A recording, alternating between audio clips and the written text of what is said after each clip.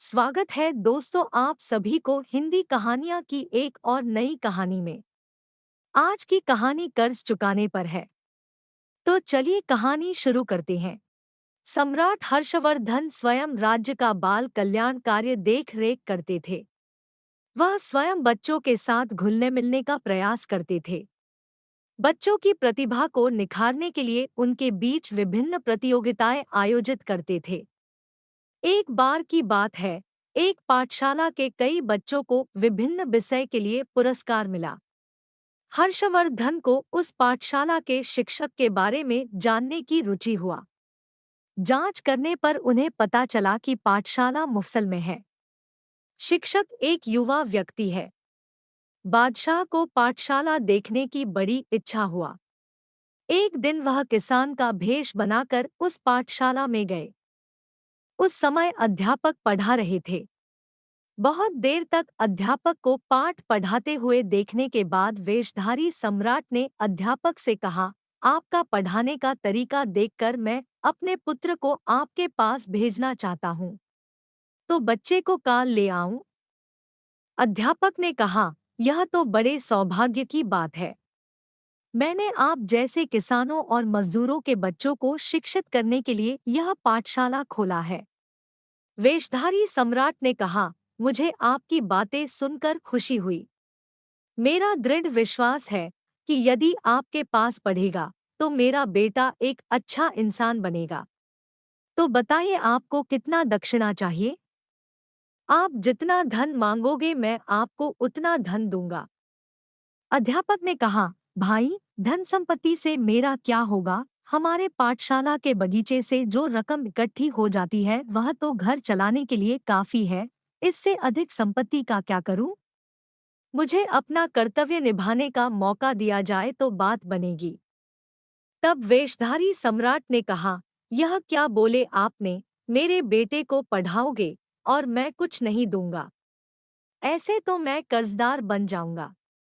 मना मत करना, मुझे कुछ तो देना ही चाहिए। मुझे स्पष्ट रूप से बताओ आपको कितना धन चाहिए? कहकर सम्राट जिद कर बैठे। किसान की दृढ़ता देखकर शिक्षक ने कहा, आप एक किसान हो। बेहतर खेती करो और दृढ़ संकल्प के साथ खेती में लगे रहो। मजदूरों को उचित मजदूरी दो, राजा को उचित मात्रा में कर दो, तब मुझे लगेगा कि आपने मुझे दक्षिणा दे दिया है। सम्राट मुस्कुराए और बोले, बहुत बुद्धिमान हो जाने से क्या अपना दिमागी संतुलन खो जाता है? यदि मैं राजा को भुगतान कर दूं और मेरा खेती अच्छा हो जाए तो इससे तुम्हें क्या लाभ होगा? अपने फायदे के बारे में बात करो। शिक्षक ने कहा, देश सुधरेगा तो सभी को फायदा होगा। खास तौर पर मैंने इस राज्य की संपदा से अध्ययन किया है। राजा दयालु थे और उन्होंने मेरी उच्च शिक्षा की व्यवस्था की परिणामस्वरूप मैं अब एक शिक्षक बना हूँ। वह कर्ज उतारना मेरा पहला कर्तव्य है। अचानक सम्राट को याद आया कि उन्होंने पंडित चंद्रभानु के पुत्र बाणभट्ट को उच्च शिक्षा दिलाने में मदद की थी। सम्राट ने पूछा, तो फिर आप पंडित चंद्रभानु के बेटे हो? हमने सुना है कि राजा ने आपकी सहायता की थी, लेकिन बादशाह ने आपके साथ अच्छा नहीं किया। उन्होंने आपके पिता को राज्य से निकाल दिया था। उसी अपमान में आपके पिता की मृत्यु हो गई थी। यह सच हो सकता है? शिक्षक ने कहा। मैं तब बहुत छोटा था, लेकिन यह सत्य है कि उस सम्राट ने मेरी उच्च शिक्षा की सारी व्यवस्था की थी। इसी तरह अगर मैंने उस दयालु राजा की प्रशंसा किए बिना कुछ और किया तो मैं देशद्रोही बनूंगा। सम्राट दयालु और विचारशील थे, इसलिए दोषी के बेटे की मदद किए थे। तब वेशधारी सम्राट ने कहा, जिस राजा ने तुम्हारे पिता की हत्या की थी उससे बदला न लेकर तुम गलत कर रहे हो। अध्यापक हंसे और बोले, कौन किसको मारेगा? आत्मा सदैव अमर है। ये सब बस निमित्त मात्र है। मान और अपमान सब एक है।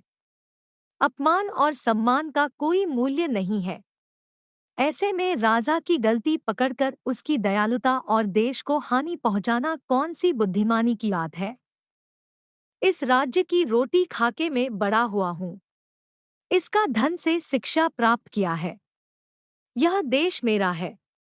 मेरे देश की समृद्धि मैं नहीं देखूंगा तो कोई विदेशी देखेगा क्या? आप ऐसा क्यों सोचते हैं कि यह राज्य केवल सम्राट का है? राज्य सबका है।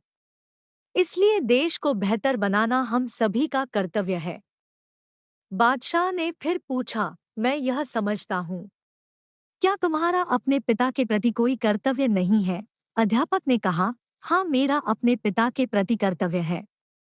मेरे पिता एक आदर्श के लिए लड़ रहे थे। एक बेटे के रूप में यह मेरा कर्तव्य है कि मैं उस आदर्श पर खरा उतरूं और उससे प्रेरित होऊं। इसलिए मैंने कादम्बरी कविता लिखी है। इसे पढ़कर देश पिता के आदर्शों पर खरा उतरेगा और हर कोई उन्हें याद करेगा। सम्राट और सहन नहीं कर पाए। उसने अध्यापक को गले लगाया और कहा, धन्य हो आप बाणभट्ट, मैं आपका आभारी हूँ। आपके पिता निर्दोष थे। दूसरों के बातों में आकर मैंने ऐसा किया था। बाद में मुझे पता चला, राजाओं के लिए राज्य का सारा कार्य स्वयं करना असंभव है। इसलिए राजा को हमेशा कर्मचारियों पर निर्भर रहना होता है। कुछ ईर्ष्यालु और लालची कर्मचारियों के कहने पर मैंने तुम्हारे पिता को दंडित किया था। इसलिए मैं माफी चाहता हूँ। आप बिना बदला लिए मेरे और देश के हितों पर अड़े हैं। आप कितने महान हैं। मैं आपसे विनती करता हूँ कि आप मेरी राजसभा में विद्वान एवं सलाहकार बने। कृपया मेरे साथ राजधानी चलें। मैं आपकी प्रतिभा को विकसित करने में हर तरह से आपकी मदद करूंगा। बाणभट्ट ने सम्राट के अनुरोध का पालन किया और सम्राट के सलाहकार बनके राजदरबार में रहने लगे। दोस्तों, आप सभी को कर्ज चुकाना कहानी कैसा लगा हमें कमेंट करके जरूर बताएं। कर्ज चुकाना कहानी पसंद आने पर वीडियो को लाइक करें और अपने दोस्तों के साथ शेयर जरूर करें। ऐसे ही और हिंदी कहानियाँ सुनने के लिए हमें सब्सक्राइब जरूर करें। धन्यवाद।